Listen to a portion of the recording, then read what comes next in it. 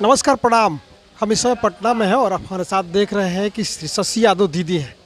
और दीदी जो है कि आज दीदी का जो है कि अभिनंदन समारोह है। दीदी जो है कि पहली बार विधान परिषद चुनी गई है और सभी लोगों ने विश्वास जताया और दीदी जो है कि आज विधान परिषद बनी है, बिहार विधानसभा में पहुंचेंगी। और दीदी खासकर जो है कि अपने परिश्रम और बल के बलबूते पर जो है कि आज दीदी इतनी मुकाम पर पहुंची हुई है। दीदी खासकर जो है कि सभी स्कीम वर्करों की हमेशा आवाज़ उठाती रही है और सभी गरीब कमज़ोर सभी लोगों का एक साथ इन्होंने आवाज़ उठाया है। और अपनी परिश्रम के बल से आज दीदी काफ़ी जो है कि लोगों का जो बातें हैं, कठिनाइयाँ हैं, उनको दूर करने में हमेशा आगे रहती हैं। तो सबसे पहले तो दीदी का स्वागत है। धन्यवाद।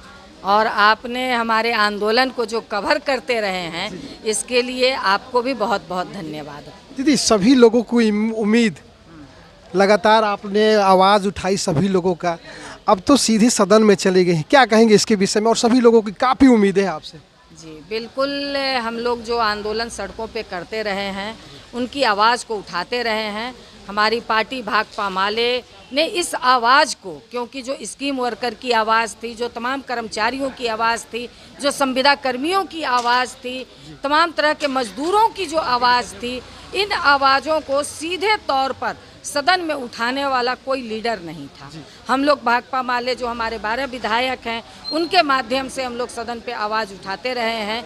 तो अब पार्टी ने ये निर्णय लिया कि नहीं, इस आवाज़ को सीधे तौर पर विधान परिषद में उठाने वाले लीडर को हम लोग भेजेंगे। तो उन्होंने जो जिम्मेवारी दी है, तो ये निश्चित तौर पर बहुत बड़ी जिम्मेवारी है और मैं इस जिम्मेवारी पर पूरी तरह से खड़े उतरने की पूरी कोशिश करूँगी। दीदी अब पहले तो आप सड़क से आवाज़ उठाती थी, अब सीधे सदन में है, क्या कहेंगे इसको लेकर? सभी लोग काफ़ी उम्मीद लगा कर रखे हैं आपसे। जी बिल्कुल, हम सड़क पर इस आंदोलन को और धारदार बनाएंगे। ये नहीं कि अब सदन में चले गए, तो कई लोग पूछ भी रहे हैं कि भाई अब तो आप सदन में चले गए, हमको छोड़ दीजिएगा, आपकी व्यस्तता बढ़ जाएगी। तो आपके आंदोलन की ही व्यस्तता रहेगी, कोई दूसरी व्यस्तता नहीं बढ़ेगी। इसीलिए मैं आपके माध्यम से ये मैं उन तमाम लोगों को आश्वस्त करना चाहती हूँ कि आप बिल्कुल नहीं घबराइए। आपका आंदोलन सड़क पर भी धारदार होगा और आपकी आवाज़ जो सदन में जो नहीं सीधे तौर पर उठ पाता था, वो आवाज़ भी मजबूती के साथ सदन में उठेगा।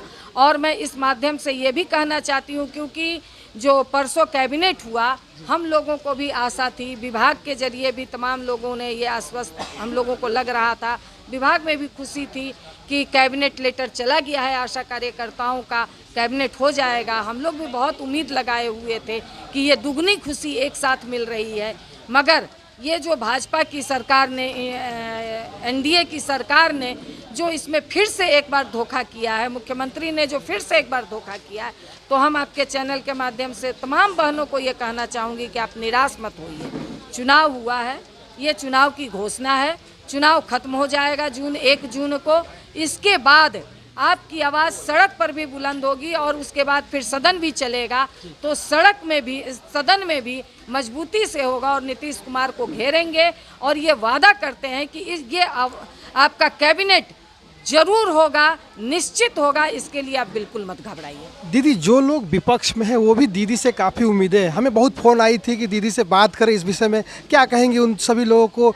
सभी लोग एक बार फिर आपसे काफ़ी उम्मीद बना कर रखे, जो आपके विपक्ष में है वो भी आपसे उम्मीद रखे हुए। दीदी हाँ बिल्कुल, हम जो भी हम विपक्ष और नहीं मानते हैं, हमारे आंदोलन के साथ जो भी हैं, और ठीक है एक कोई समय होता है वो अलग बात है, मगर हम तमाम लोगों के लिए लड़ रहे हैं।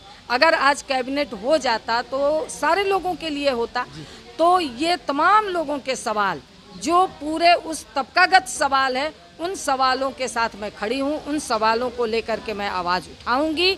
और मैं उन तमाम लोगों को आश्वस्त करती हूँ कि हम सब लोग मिल करके बड़ा आंदोलन करेंगे। तमाम स्कीम वर्कर, सिर्फ आशा ही नहीं, वो हमारी रसोइया बहनें जो आज उनको 1650 रुपया मिलता है, और समझ लीजिए कि कैसे वो घर चलाती होंगी।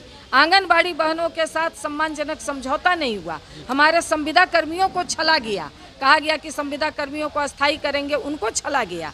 तो ये जो पूरे हो रहे हैं, कर्मचारियों का के लिए जो आगे होना चाहिए, जो पुरानी पेंशन योजना है, इसको सरकार लागू नहीं कर रही है।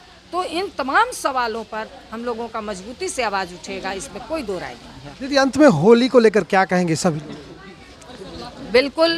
देखिए होली है तो होली में जो अश्लील गीतें, मैं ये कहना चाहूँगी कि क्योंकि अश्लील गीतें बहुत चलता है, होली अभी शुरू नहीं हुआ, आया नहीं है कि तमाम जगह अश्लील गीतें गाई जा रही हैं। तो मैं एक महिला होने के नाते और सामाजिक होने के नाते मैं ये कहूँगी कि इससे समाज में बहुत गलत असर जाता है। तो इसलिए सब लोग मैं उन तमाम लोगों को कहूँगी कि अश्लीलता नहीं, स्वच्छता के साथ हम होली मनाएं। हमारा खुशियों का त्यौहार है, रंगों का त्यौहार है। किसी को कोई दुख और तकलीफ नहीं हो, महिलाओं को सम्मान दें और होली का उत्सव मनाएं। धन्यवाद। मैं उन तमाम लोगों को शुभकामनाएं देती हूँ। धन्यवाद। देखिए इस समय थे हमारे साथ में शशि यादव दीदी बात कर रही थी और लगातार स्कीम वर्करों की आवाज़ उठाती रहती है। तो दीदी का बहुत बहुत धन्यवाद। लगातार व्यस्त है और लगातार मीडिया का लोग जो है कि दीदी से भेंट कर रहे हैं, इसके लिए भी लगातार दीदी व्यस्त है। तो बहुत बहुत धन्यवाद। जो लोग विश्वास की नज़र से एसबी आज तक न्यूज़ को देखते हैं, और पुनः मैं आग्रह करूँगा कि अगर आप मेरे चैनल को देखते हैं तो चैनल को ज़रूर सब्सक्राइब करें और लाइक भी करें, ताकि एक दूरी तय करके मैं पटना आता हूँ और सभी लोगों की बाइट को कवरेज करता हूँ। बहुत बहुत धन्यवाद तमाम लोगों का और शशि यादव दीदी का। Thank you.